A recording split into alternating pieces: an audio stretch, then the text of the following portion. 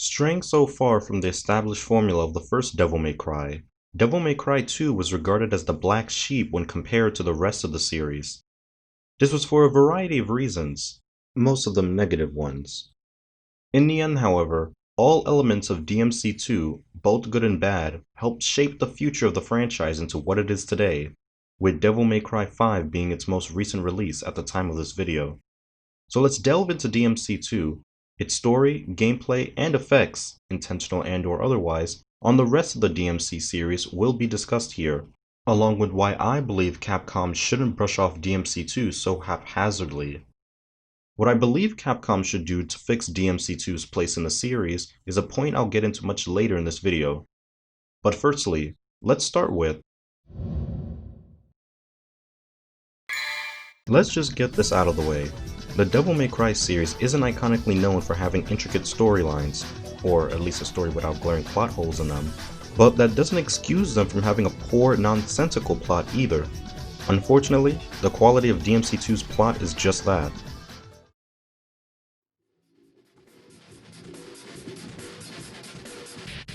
The story follows Dante being tasked by an old woman named Matiere to eliminate Arius, a businessman with an interesting design, from completing a ritual to bring about a powerful androgynous-sounding demon named Argosax. Joining him in this mission is Lucia, a woman who later discovers she is actually an artificially made demon clone thing created by Arius. Near the story's conclusion, the ritual to open a portal to the underworld and raise the demon Argosax actually succeeds for some reason, despite the fact that mere moments prior to the ritual, Dante tricked Arius by giving him the wrong item needed for said ritual.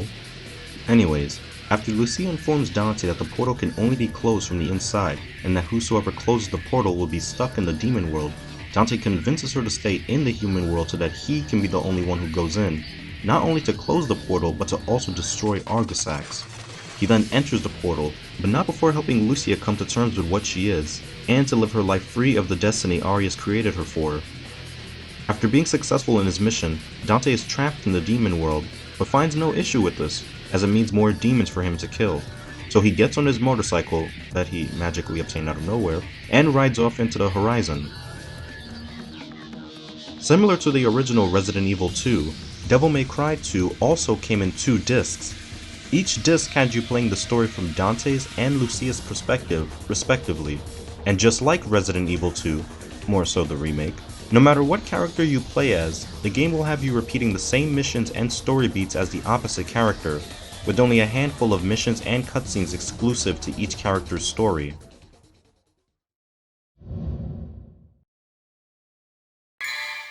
One of the biggest points of contention most players have with this game is not with the story, it's actually with the gameplay.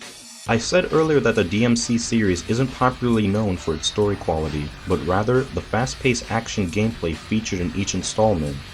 That aspect usually tended to make up for any shortcomings in the game's narrative structures. So when the fast hack-and-slash action of DMC1 was followed up by a sequel that slowed down that action by an immense degree, the gameplay could no longer be used as a shield to protect itself from being harshly criticized for its negative aspects. On top of this, I find that there are 3 key aspects of the game that, combined, create a certain playstyle that most players are likely to adopt. 1.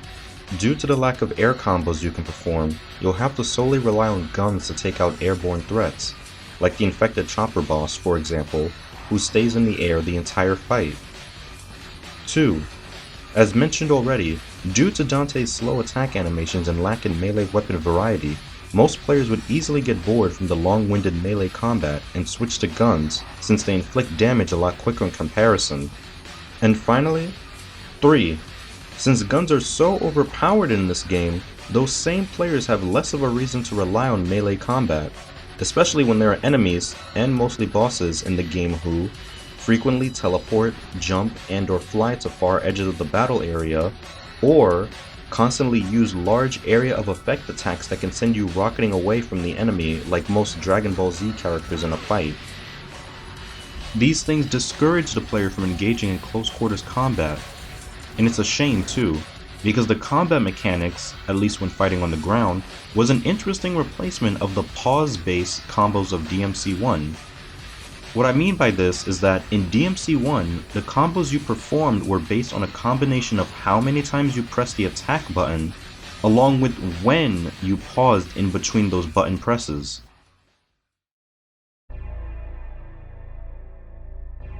First, let's perform a standard combo by pressing the triangle button 3 times. Now, let's perform that same combo again, but this time, after pressing the triangle button 2 times, I pause for a short moment before pressing it a 3rd time.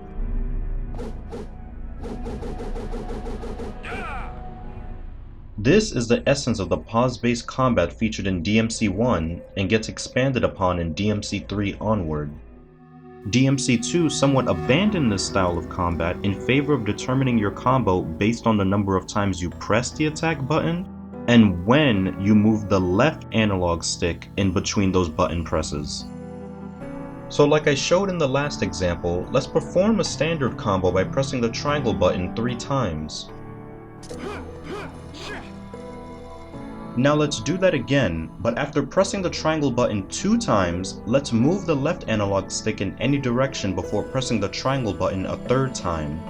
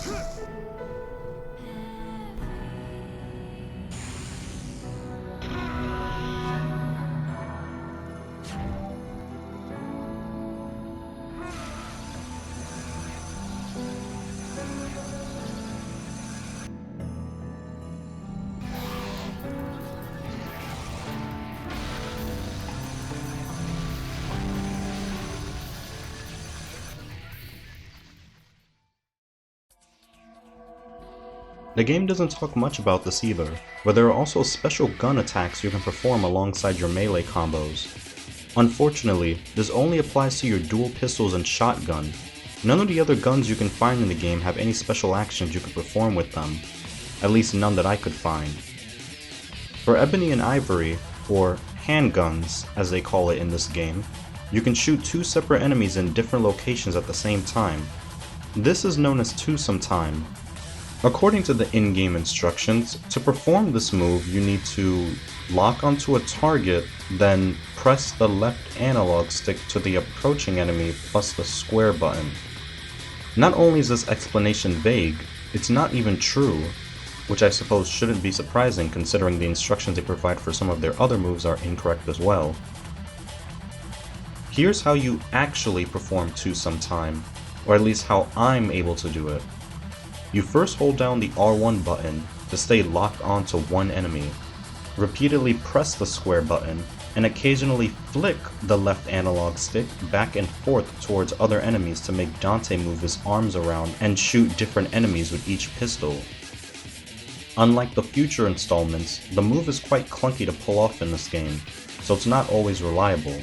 This move is really just to make Dante's fighting seem flashy and cool looking. Another flashy looking move you can perform with Ebony and Ivory is shooting directly below you while airborne.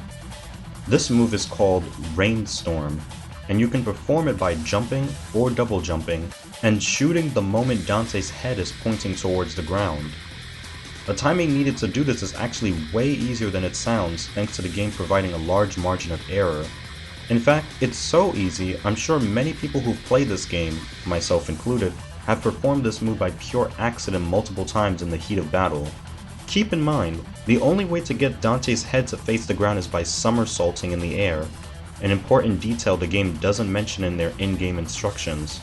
So naturally, you can't perform this move if you jump while standing still. The issue with this move is the fact that Dante only shoots directly below him. The bullets he shoots do not home in on nearby enemies, so if an enemy is not perfectly positioned below you while performing this move, you won't hit them. Oddly enough, the only type of guns the game provides moveset instructions for are Ebony and Ivory. A much more useful gun technique is with the shotgun. By inputting the following combo you see on screen, Dante will pull out his shotgun, swing it around like a pair of nunchucks, and shoot while swinging it, making the result look like a firework display. It's most effective when surrounded by enemies because it blows them all away and gives you space to maneuver. Two other techniques you can do with a shotgun is one where you can shoot while cartwheeling, and the other is what looks to be a combo finisher. The former is pretty useless because Dante only shoots once, and he always cartwheels to his left. You can't change the direction no matter what. The latter, however, is quite the opposite. This combo finishing technique I find is good for pushing away enemies that are in front of you, so you can focus your attention to enemies that are approaching you from behind or the side. The weirdest thing about all this is that despite all the intricacies of the combat system I've just shown, it's clear that the developers were well aware that their combat system is sluggish compared to DMC1. The reason why I say this is because if you beat the game on hard mode, you unlock Trish as a playable character. Her appearance in this game is non-canonical of course, but when playing as her, you'll immediately notice something interesting: her fighting style. Other than a few new moves, her moveset is exactly the same as, and just as fast as, Dante's. Not the slow as molasses Dante of DMC2, but rather the Dante from DMC1.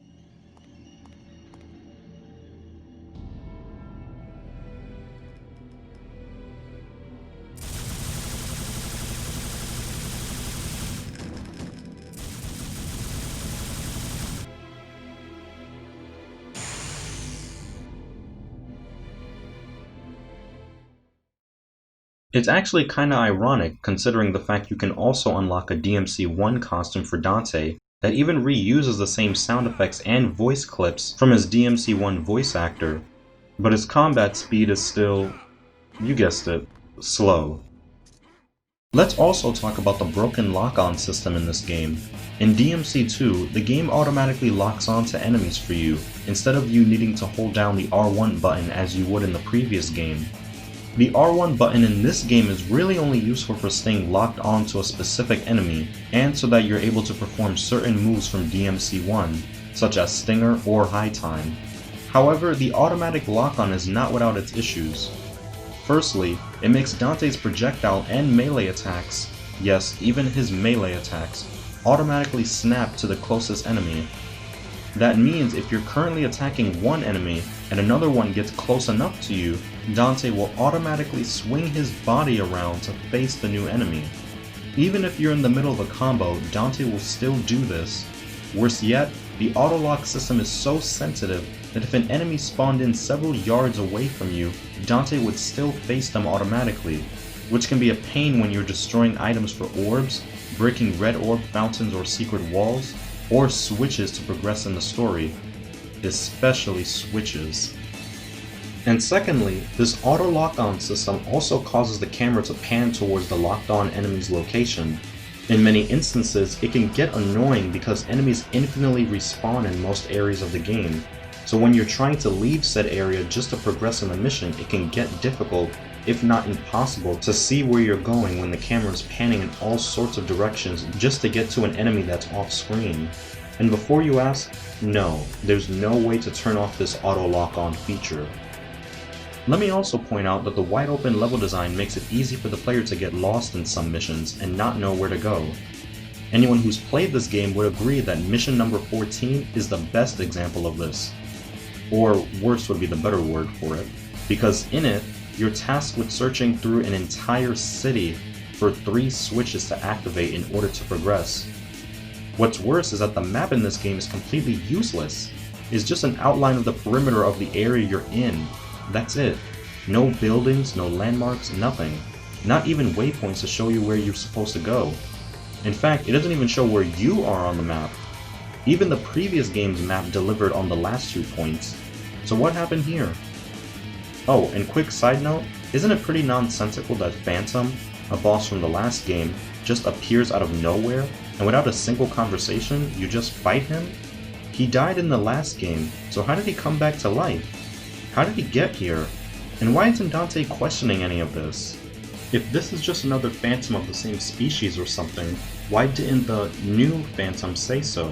It's almost as if the developers just put him in this game because he was an iconic boss in DMC1, and they wanted to capture that same magic here. And I know some of you watching this might bring up the rushed 4-month development cycle as a reason why the devs are reusing an old boss, but that argument doesn't make much sense in this case due to the fact that every other boss you fight before and after Phantom are all brand new. Quick correction from the future me, I forgot to mention that Griffin is another returning boss you have to fight in this game, although you don't fight him in his full physical form. He appears near the end of the game when you're fighting the second to last boss, Argosax the Chaos.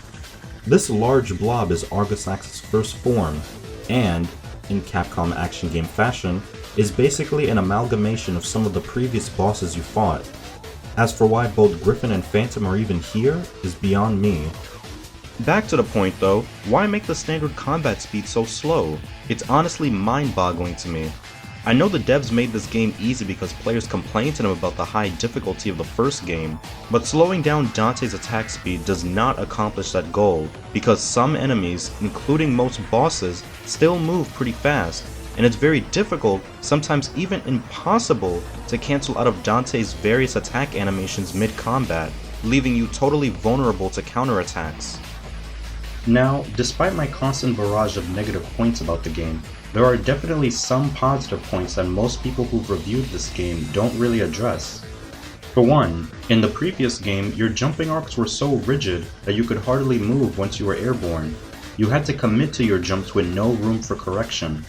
Combine that with oddly placed camera angles that caused issues with depth perception, and platforming quickly became an annoyance at best and a hardship at worst. In DMC2, however, not only are your jumps more floatier and give you more control in the air, most of the game's camera angles and platforming sections are well placed, giving you a better look of where you're jumping to, and you start every new game with a double jump ability right off the bat.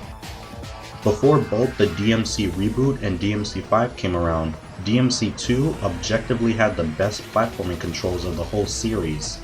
In that same vein, this iteration of Dante also had excellent looking in-game clock and hair physics.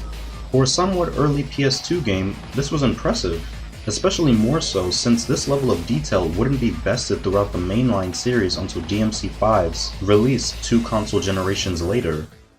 I should also talk about the amulet system that's exclusive to this game. Throughout the campaign, you'll come across multiple amulets either by story events or by exploring for secret areas. Each amulet enhances an aspect of your Devil Trigger in a variety of ways, such as more offensive power, quicker healing, or even slowing down time. Outside of combat, these amulets are also useful for solving puzzles, such as using the Quick Heart amulet to give you higher movement speeds you can get under a gate before it closes, or using the Aerial Heart amulet that gives you the ability to fly so you can escape from a locked room. And that's not all. Another change introduced in this game is in regards to Dante's evasive maneuvers. In the previous game, Dante could roll out of harm's way by holding down the R1 button and pressing the jump button while tilting the left analog stick to the left or right. However, there was a catch. When I say left or right, I meant it from Dante's perspective. You always had to be aware of the direction Dante was facing when performing a dodge roll. So let's say he's facing towards the right of the screen. That means in order to roll to the left or right, you'd have to tilt the left analog stick up or down respectively. In DMC2, this is simplified by mapping the maneuver to the circle button. With the use of the circle button, not only could you roll, but you could also backflip, cartwheel, and wall run. However, I never found the wall running part to be useful in any situation in this game. In fact, it was more annoying than anything else, because it was very easy to unintentionally make Dante run up a wall when you actually intended to dodge, but just so happened to be near a wall while doing so. I assumed the wall running feature, just like the finicky two-sometime attack I mentioned earlier, was only implemented just to make Dante look cool in gameplay. Although, another use for the dodge button that I don't see many people bring up is that when an enemy knocks Dante down to the ground, instead of waiting for Dante's long-winded animation to end so he can stand up, you can actually just press the circle button at any point once Dante hits the ground to immediately get back up. It's basically a prototype of Dante's trickster style move, Flipper, he can do in the later games. Here's a quick comparison of what happens when you don't use the technique versus when you do, to demonstrate just how useful and time-saving it is.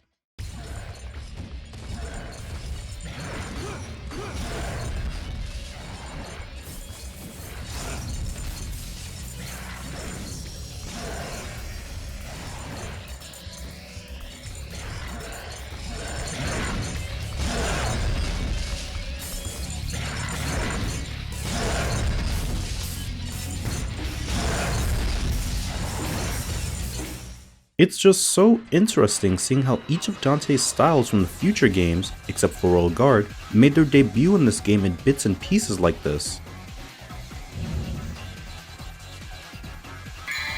Simple answer, it doesn't. No matter where in the timeline you place this game, it'll open up plot holes for the other games in the series. To be fair though, each new game in the DMC series does tend to retcon and or open up plot holes in the games that released before it.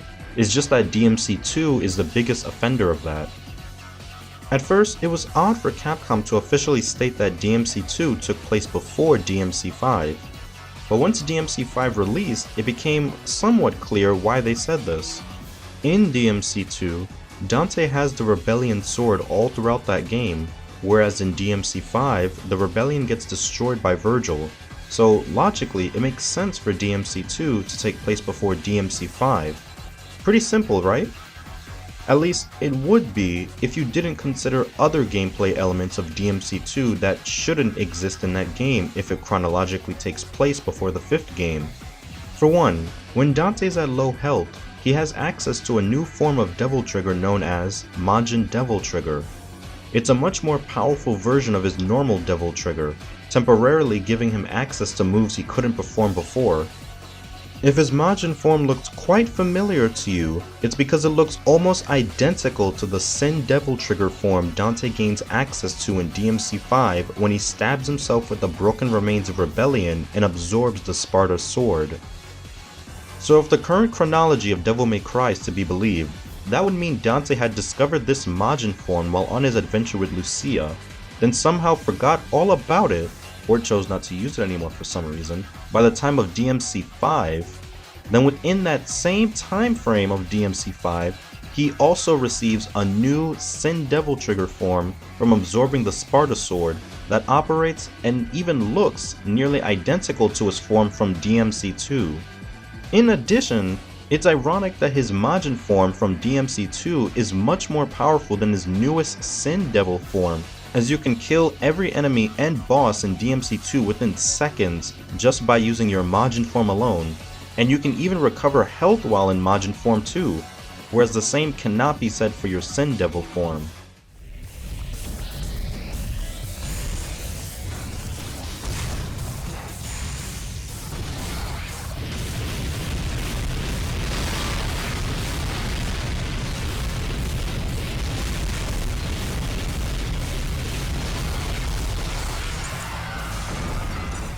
Another oddity of DMC2 leading into DMC5 is the ending of the second game.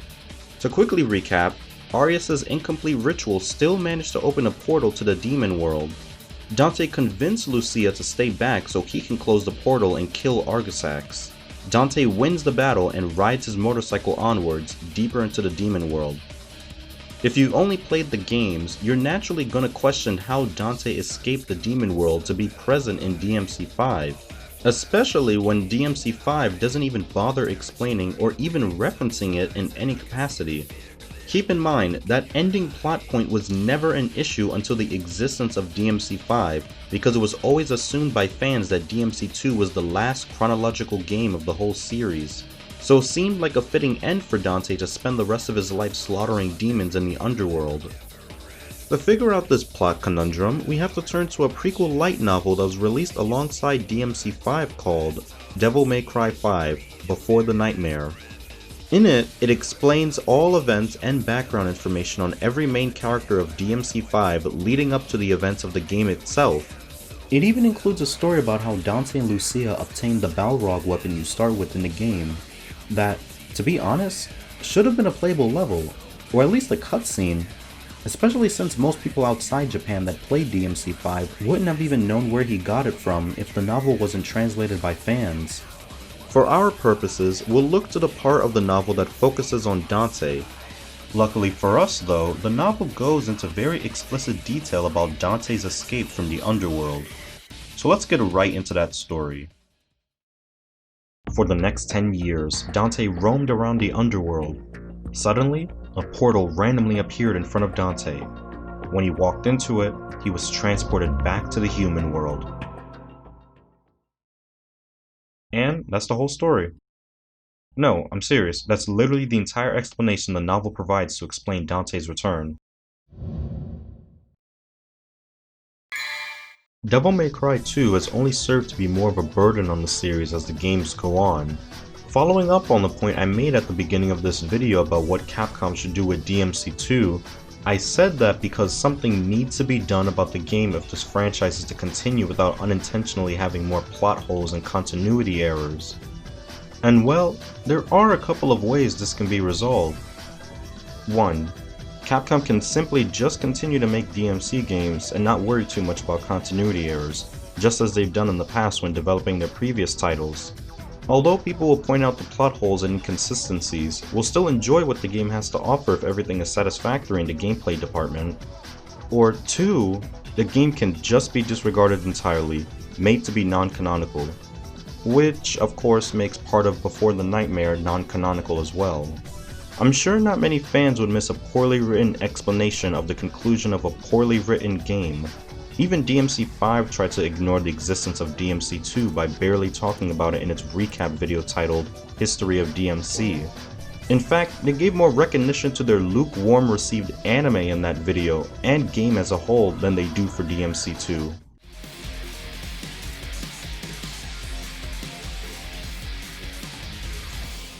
Or the third way, a way that I personally believe would be the best course of action to solve all the issues put forth by this game, and that would be a remake of Devil May Cry 2 from the ground up.